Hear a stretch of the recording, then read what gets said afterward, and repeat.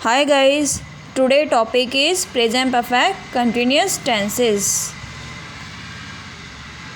Topic is present perfect continuous tense. Present perfect continuous tense की आज हम definition करेंगे. इसकी डेफिनेशन क्या होती है? The formula for present perfect continuous tenses also known as the present perfect progressive tenses. इसे क्या कहा जाता है? प्रोग्रेसिव टेंसेस कहा जाता है. Times shows that something started in the past in the continuing at the present time. Present perfect continuous इसमें किसका यूज़ होता है? फॉर्मूल इसमें किसका यूज़ होगा? पहले हम कर रहे थे हैज़ हैव का, ओनली हैज़ हैव का. अब हम करेंगे बीन का यूज़ करेंगे. Have been, has been plus present participle, यानी कि लास्ट में हम क्या लगाएंगे? वर्ब की आईएनजी का प्रयोग होगा. आईएनजी का यूज़. इसकी पहचान क्या होगी? इसकी पहचान होगी इन वाक्यों में काम भूत में प्रारंभ होता है, यानी कि जिन वाक्यों में काम भूत में प्रारंभ होता है और वर्तमान काल में जारी रहता है, इन वाक्यों के अंत में रहा है, रहे हैं, रहे हों आदि शब्द पाए जाते हैं. यानी कि कोई भी एक सेंटेंस है, उसके बैक साइड, पीछे की साइड रहा, रही आदि शब्द का यूज़ होता है, तो उसे प्रेजेंट परफेक्ट कंटिन्यूअस टेंस कहते हैं.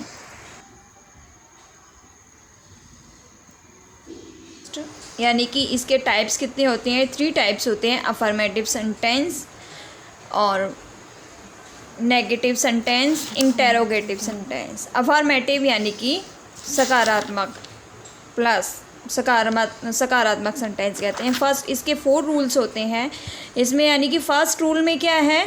फर्स्ट रूल में है ही, शी, इट और एक वचन नाउन सब्जेक्ट के साथ. यानी कि इसमें फर्स्ट रूल में क्या कह रहा है? ही, शी, इट और एक वचन नाउन सब्जेक्ट के साथ हैज़ बीन लगाकर वर्ब की फर्स्ट फॉर्म में यानी कि आईएनजी लगाते हैं. अफर्मेटिव सेंटेंस में, यानी कि वैसे तो इसकी मैंने ऊपर भी लिखा हुआ है, helping verb has, have, has been और हैव बीन का यूज़ होता है. फर्स्ट रूल में क्या होगा? ही, शी, इट और एक वचन नाउन सब्जेक्ट के साथ हैज़ बीन लगाकर वर्ब की फर्स्ट फॉर्म यानी कि आईएनजी का यूज़ किया जाएगा. सेकंड रूल क्या होता है? सेकंड रूल में क्या करेंगे हम? सेकंड रूल में जो होता है यू, वी, दे, आई और बहुवचन नाउन सब्जेक्ट के साथ, यानी कि यू, वी, दे, आई और बहुवचन नाउन सब्जेक्ट के साथ हैव बीन लगाकर फर्स्ट वर्ब की फर्स्ट फॉर्म यानी कि इसमें क्या लगाएंगे हम? आईएनजी का यूज़ होगा. रूल नंबर 3 समय. रूल नंबर 3 में मैंने आपको बताया है समय दिखाने के लिए फोर या सीन्स लगाते हैं हम, यानी कि समय को दर्शाने के लिए फोर या सीन्स का यूज़ करेंगे. निश्चित समय पॉइंट ऑफ द टाइम दिखाने के लिए सीन्स लगाते हैं, जैसे since Tuesday, since 1998, since morning, since 4 o'clock आदि. नेक्स्ट पर आते हैं अफर्मेटिव 4 रूल पर. 4 रूल में क्या बताया गया है? समय की अवधि, पॉइंट ऑफ टाइम्स, यानी कि इसमें क्या यूज़ होता है? 4 लगाते हैं.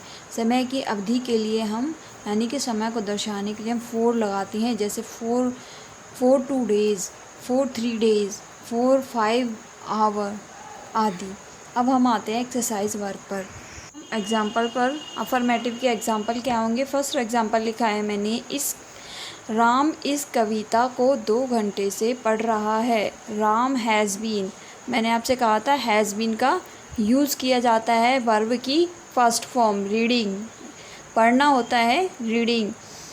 2 घंटे से दिस बुक फॉर 2 hour, यानी कि मैंने आपको रूल्स में बताया था. क्या रूल्स में बताया था? कि यानी कि समय को दर्शाने के लिए हावर का यूज़ होता है, सिंस का यूज़ किया जाता है, since in the morning. Next example है लड़की सुबह से सो रही है. The girl has been sleeping since morning. वह इस घर में जनवरी से रह रहा है. He has been has been का यानी कि इसकी हेल्पिंग वर्ब क्या होगी, has been. Living first form ing, living in this house since January. आया मैंने, हम इस विभाग में 2 महीने से काम कर रहे हैं। हम इस विभाग में 2 महीने से काम कर रहे हैं।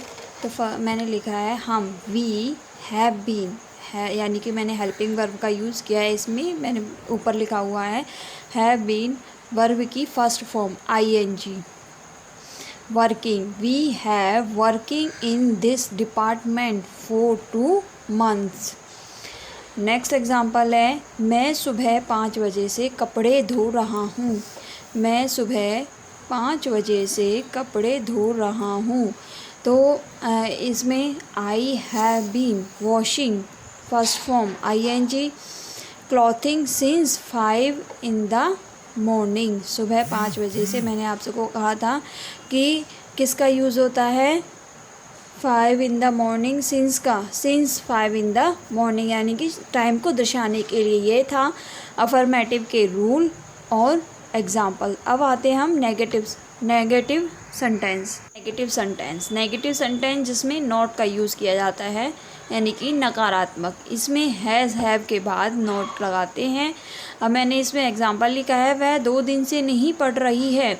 शी हैज़ नॉट, किसका यूज़ करेंगे हम, नॉट बीन का। मैंने आप ऊपर हेल्पिंग वर्ब भी लिखी हुई है, हैज़ बीन, हैव बीन का यूज़ होगा।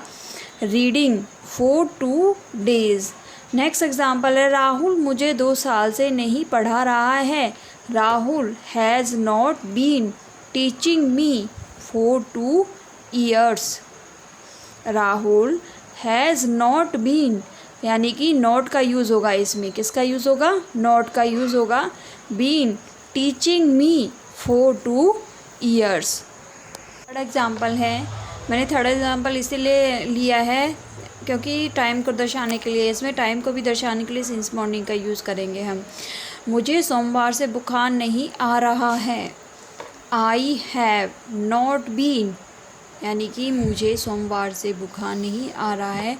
I have not been suffering from fever since morning, यानी कि हैव, इसमें मैंने आपको बताया था नॉट का यूज़ होगा।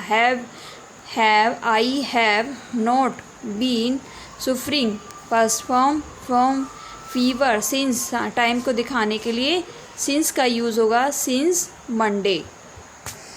नेक्स्ट आते हैं थर्ड, यानी कि इंटेरोगेटिव सेंटेंस।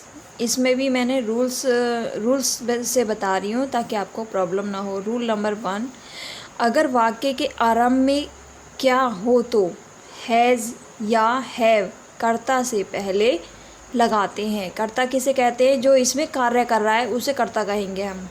जो इसमें सेंटेंस में कार्य कर रहा है उसे हम कर्ता कहेंगे, कर्ता लगाएंगे। अगर वाक्य के आरंभ में क्या हो तो हैज़ या हैव कर्ता से पहले लगाते हैं। रूल नंबर 2 है, अगर वाक्यों के बीच में कब, क्यों, क्या आदि प्रश्नवाचक शब्द हों तो सबसे पहले इनकी, यानी कि इंग्लिश में, फिर पहले तो इनकी इंग्लिश करेंगे, फिर हैज़ या हैव और फिर कर्ता लगाते हैं।